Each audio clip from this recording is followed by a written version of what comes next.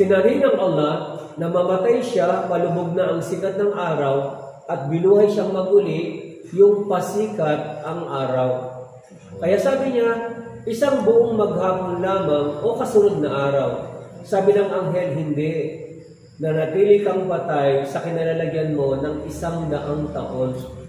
Pagmasdan mo yung pagkain, pagmasdan mo yung inumin, hindi na bago. At tignan mo ang iyong kabayong sinakyan, yung mule na sinakyan niya, bisiro. Ang ginawa ng Allah, inutusan ng hangin na tipunin ang alabok, pagkatapos ito ay naging makabuto, nilamnan, at pagkatapos ito ay nabuhay na maguli. Kaya napakadali lamang para sa Allah na tayo ay buhay na maguli sa araw ng muling pagkabuhay. At pagkatapos kanyang sinabi, ngayon ay batid ko na ang Allah ang siyang may kakayahan na gawin ang lahat ng bagay. Ito yung makatibayan natin na napakadali lamang para sa Allah subhanahu wa ta'ala na buhay na maguli ang anuman sa araw ng muling pagkabuhay. وَإِذْ قَالَ إِبْرَاهِيمُ رَبِّ أَرِنِي كَيْفَ تُحْيِي الْمَوْتَى قَالَ أَوَلَمْ تُؤْمِنْ قَالَ بَلَى وَلَكِنْ لِيَطْمَئِنَّ قَلْبِي قَالَ فَخُذْ 4 مِنَ الطَّيْرِ فَصُرْهُنَّ إِلَيْكَ ثُمَّ اجْعَلْ عَلَى كُلِّ جَبَلٍ مِّنْهُنَّ جُزْءًا ثُمَّ ادْعُهُنَّ يَأْتِينَكَ سَعْيًا وَاعْلَمْ أَنَّ اللَّهَ عَزِيزٌ حَكِيمٌ. Yung chapter 2 verse 260 naman, yung kasunod na talata, tandaan ang sinabi ni Ibrahim, O Allah na aking tagapaglikha, pwede mo bang ipakita sa akin kung paano mo binibigyan ng buhay ang isang patay? Sabi ng Allah sa kanya, hindi ka ba naniniwala? Sabi ni Ibrahim, naniniwala ako, subalit gusto ko lamang maging matatag sa aking pananampalataya. Kaya inutusan siya ng Allah, kumuha ka ng 4 na ibon, i-slaughter mo ito, pagkatapos ay tagtarin mo, paghalu-haluin mo, at ilagay mo sa magkakalayong mga bundok, sa 4 na lugar na magkakalayong mga bundok, pagkatapos ito'y magsasaulian ng napakadali. Nung ginawa ito na Ibrahim, pagkatapos tinawag niya, ito'y nagsaulian at nabuo muli bilang mga ibon, at ngayon ay dapat mabatid na ang Allah ang siyang ganap na makapangyarihan, ang Al-Aziz, ang kataas-taasan na punong-puno ng karangalan at pinakamaalam na kung saan inilagay niya ang lahat ng bagay sa dapat itong paglagyan. Kaya napakadali lamang para sa Allah na tayo ay buhay na maguli sa araw ng muling pagkabuhay.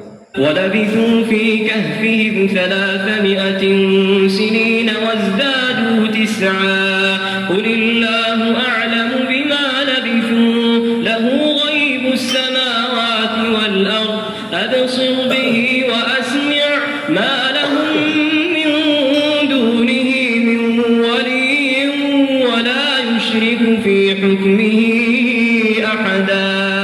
Ito naman ay sa mga followers ni Isa na umabot pa ng almost more than 250 years, sumigit kumulang, pagkatapos ng ascension ni Isa.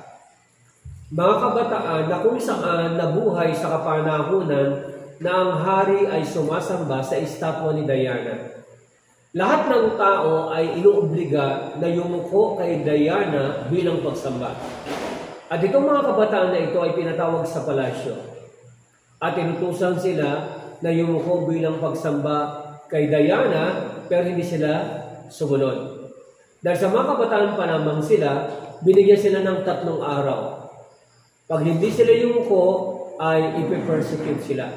Kaya nung lumabas sila sa palasyo, nagtago sila sa kuweba.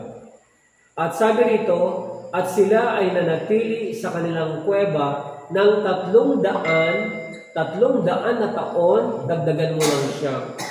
Ibig sabihin, kapag ang pagbilang natin ay Hijra, 300 years plus 9. Pero kapag ang pagbilang natin ay Gregorian calendar, ang bilang ng kanilang pananatili ay 300 years. Sila'y nanatili ng 300 taon, dagdagan mo ng siyam, at sabihin mo sa kanila, ang Allah lamang ang siyang ganap na nakababatid kung ilang panahon silang nanatili, natulog sa ilalim sa loob ng kuweba. Sapagkat nasa sa Allah ang kaalaman ng mga bagay na hindi nakikita sa mga kalangitan man at gayon din sa kalupaan. Anong linaw niyang nakikita at narinig ang lahat ng bagay, walang anumang tagapangalaga maliban sa kanya, at sinanhi niya na walang sinuman ang magiging kabahagi niya sa kanyang pagpapasya at sa kanyang pamumuno. Kaya itong mga bagay na nangyari sa kasaysayan ng isang katauhan ay mga patunay na napakadali lamang para sa Allah na tayo ay buhayin na maguli sa araw ng muling pagkabuhay. وَقَالُوا أَإِذَا كُنَّا عِظَامًا وَرُفَاتًا أَإِنَّا لَمَبْعُوثُونَ خَلْقًا جَدِيدًا قُلْ كُونُوا حِجَارَةً أَوْ حَدِيدًا أَوْ خَلْقًا مِّمَّا يَكْبُرُ فِي صُدُورِكُمْ. Yung mga walang pananampalataya, hindi sila naniniwala na pagkatapos silang maagnas ay mabubuot pa silang muli. Kaya kanilang mga katanungan at kanilang sinabi, kapag kami na mga buto na at naagnas na, katotohanan pa ba ang bubuhayin kaming muli sa araw ng muling pagkabuhay bilang isang panibagong nilikha? Anong sabi ng Allah? Anong sabi ng Allah kay Propeta Muhammad sallallahu alaihi wasallam? Qul kunu hijaratan aw hadidan aw khalqan mimma yakburu fi sudurikum. Maging mga bato man kayo o bakal o anumang bagay na iniisip nyo mas mahirap o anumang nilikhang bagay na na iniisip nyo mas mahirap buuin muli o ibalik muli sa uri ng itong kaanyuan na nasa inyo ng dibdib o mas matigas pa pala kaysa sa inyong mga puso, magkagayong paman sa araw ng muling pagkabuhay ay bubuhayin ito na maguli. Ibig sabihin, anumang bagay na naisip nyo napakahirap buhayin o buuin muli, maging ito man ay bakal o bato na o anumang bagay na inisip nyo mas matigas pa kasi sa inyong mga puso na buuin muli sa araw ng muling pagkabuhay, ay ito'y bubuuin muli sa araw ng muling pagkabuhay. Kaya ito yung mga katibayan na mula sa Allah subhanahu wa ta'ala. ثُمَّ نُفِخَ فِيهِ أُخْرَى فَإِذَا هُمْ قِيَامٌ يَنظُرُونَ. Kaya yung unang pag-ihip ng trompeta, lahat ay mamamatay. Pagkatapos, iihipan muli ang pangalawang trompeta, pagmasdan ang lahat ng tao ay nakatayo at nagtitinginan sa isa't isa.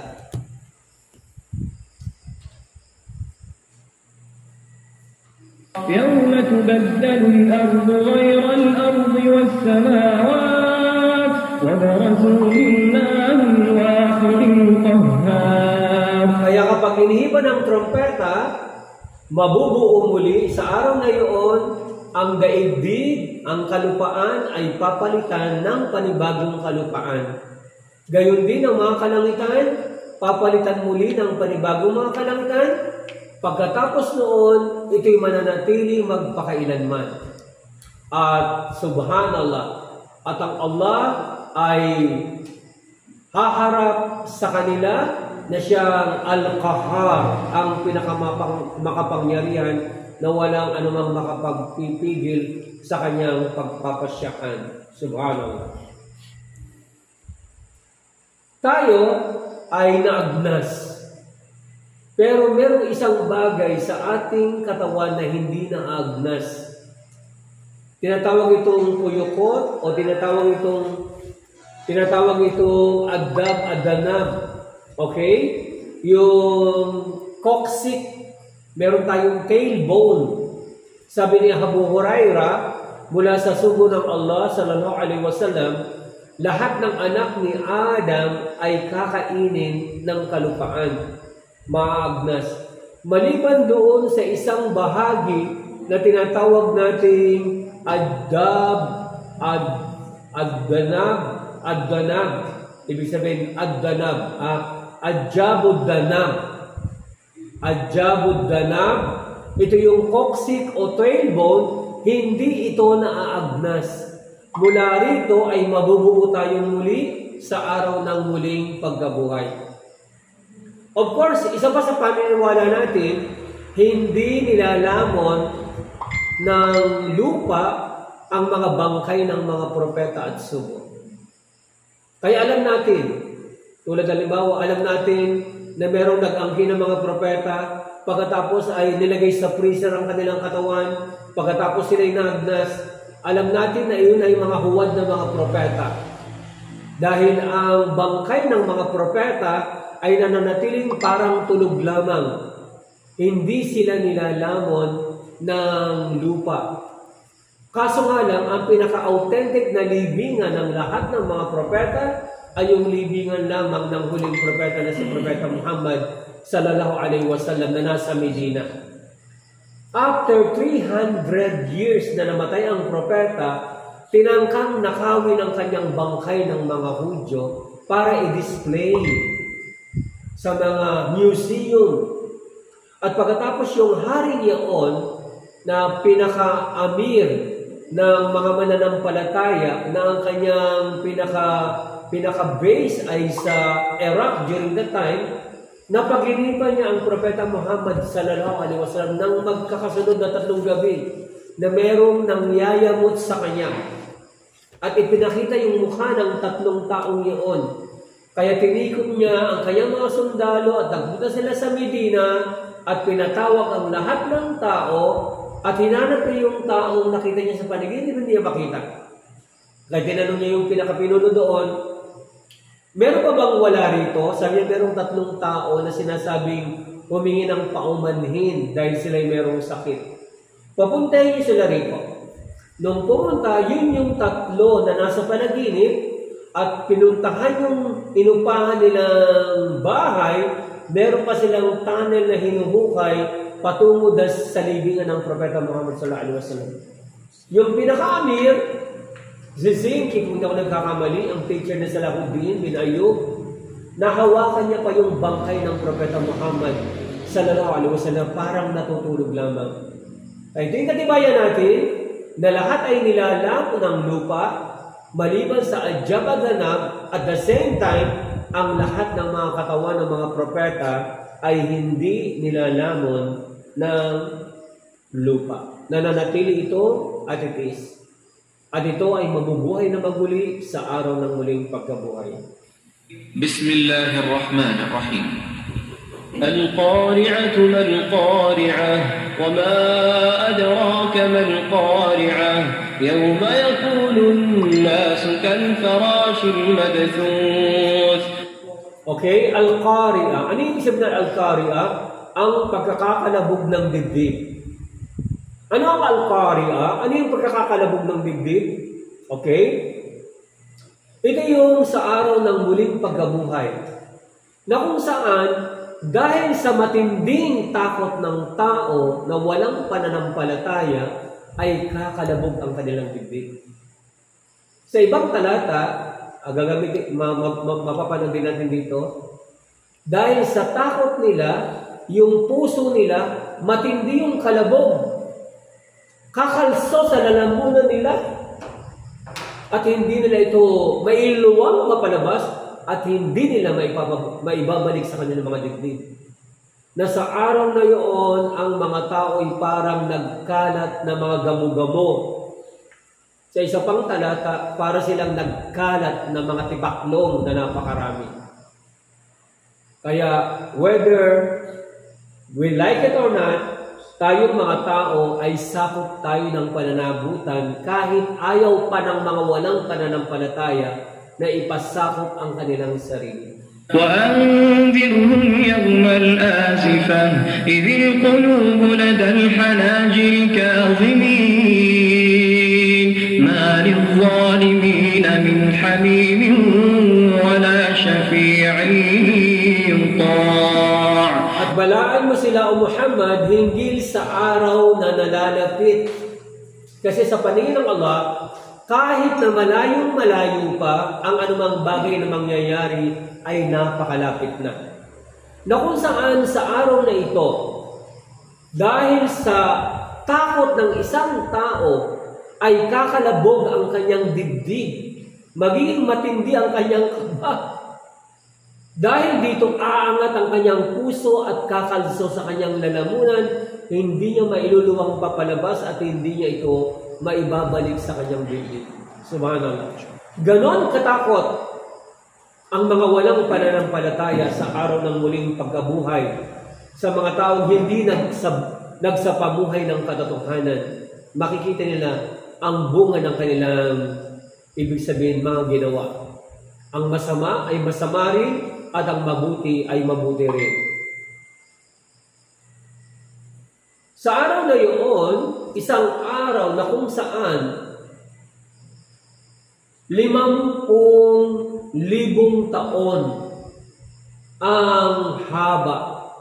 Isang araw, ito nakalagay sa Al-Ma'arij, chapter 70, verse 4 ng Quran. Isang araw, ang araw ng muling pagkabuhay, isang araw na kung saan ang lahat ng tao, simula kay Adam hanggang sa dulo ng panahon, ay nandun silang lahat. Nakatayo silang lahat, barefooted, naked, at uncircumcised. At nasa itaas nila ang sikat ng araw na napakainit. 1 milya lamang na kung saan tagaktak ang kanilang mga pawis. May mga pawis na hanggang tuhod, hanggang bukong-bukong, hanggang tuhod, hanggang baywang, hanggang dibdib, hanggang leeg, hanggang ulo, kumukulo dahil sa init ng tinatawag na sikat ng araw. Depende sa tao kung ano ang kanyang ginawa sa daigdig, ganon ang kanyang magiging kalagayan sa kabilang buhay. Kaya ang Yawm al-Qiyamah, ibig sabihin araw ng muling pagkabuhay, isang araw lamang pero tinawag ito sa iba't ibang katawagan. Kasi ang mga Arabs, kapag napakahalaga sa kanila ng isang bagay, tinatawag nila ito sa maraming pangalan, tulad ng espada. Yung sword, tinatawag ng mga Arabo ng 1,000 katawagan. Para ipakita ang kahalagahan ng Yawm al-Qiyamah, tinawag din ito ng Allah sa maraming katawagan. Yawm al-Qiyamah, araw ng muling pagkabuhay. Yawm al-Hisab, magaganap din ito sa araw ng muling pagkabuhay, ang araw ng paghukom. Yawm al-Hasra, ang araw ng pagsisisi, subalit ang pagsisisi ay wala ng saysay. Dito magsisi, sa kabilang buhay kukunin ang gantimpala. Hindi doon ang tinatawag na pagsisisi. Yawmul Talaq, ang araw ng pakikipagharap. Yawmul Ba'ath, ang araw ng pagbangon ng mga patay sa kanilang mga libingan. Yawmul Khulud, ang araw ng kaparusahan at gantimpala ay wala ng katapusan. Ilan pa sa mga katawagan ng Yawmul Qiyamah, Yawmul Tagabun, ang araw ng pagkapanalo at pagkatalo sa isa't isa. Yawmul Din, ang araw ng pagbibigay ng pabuya. Yawmul Wa'id, ang araw na isa sa katuparan ang mga ibinigay na babala.